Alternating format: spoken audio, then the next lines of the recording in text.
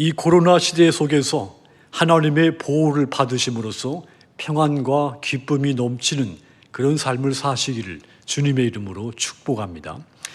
이 오늘 말씀을 통해서 시인이 체험한 하나님의 보호를 여러분들도 뜨겁게 깊이 체험하게 되기를 축복합니다. 본문을 읽어드립니다. 시편 91편 1절과 2절입니다. 지존자의 은밀한 곳에 거주하며 전능자의 그늘 아래에 사는 자여, 나는 여호와를 향하여 말하기를 그는 나의 피난처요 나의 요새요 내가 의뢰하는 하나님이라 하리니. 인생을 살아가면서 어려움을 겪지 않은 사람은 없습니다. 예수님도 시련을, 많은 핍박을 받으셨습니다.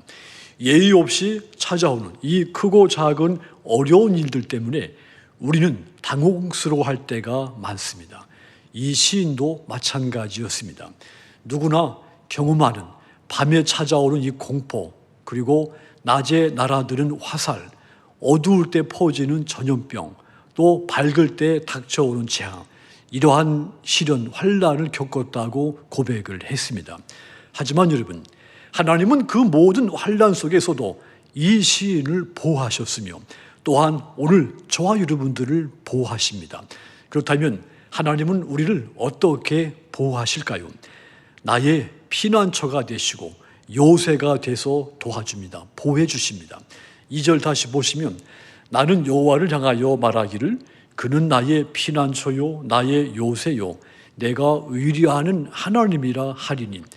그분은 나의 피난처가 되시며 요새가 되신다 했습니다. 나를 완벽하게 보호하시는 분이십니다. 우리가 즐겨 부르는 찬송가 중에 70장은 가사가 이렇습니다. 피난처 있으니 환난을 당한 자 이리 오라. 땅들이 변하고 물결이 일어나 산 위에 넘치되 두렵지 않대. 하나님의 자녀인 우리에게는 피난처가 있는 겁니다. 광야에 폭우가 쏟아지고 눈보라가 몰아칠 때 우리가 언제든지 달려가서 피할 곳이 있는 곳입니다. 바로 우리 아버지의 하나님이 우리의 피난처가 되시기 때문이죠. 그러하기 때문에 예고도 없이 갑작스럽게 찾아오는 이 재앙의 항복판에 섰다 할지라도 우리는 두려워할 필요가 없는 겁니다. 환난을 당할 때 안전한 피난처이신 하나님께 의탁만 한다면 우리는 재앙이 지나갈 때까지, 이 폭풍우가 지나갈 때까지 상함을 입지 않고 하나님의 보호의 그늘 아래 머물 수가 있는 겁니다.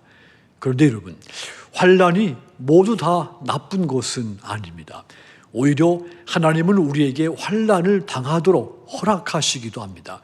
하나님이 허락하시는 이 고난과 역경에는 우리가 깨달아야 할 하나님의 깊은 뜻이 담겨 있습니다.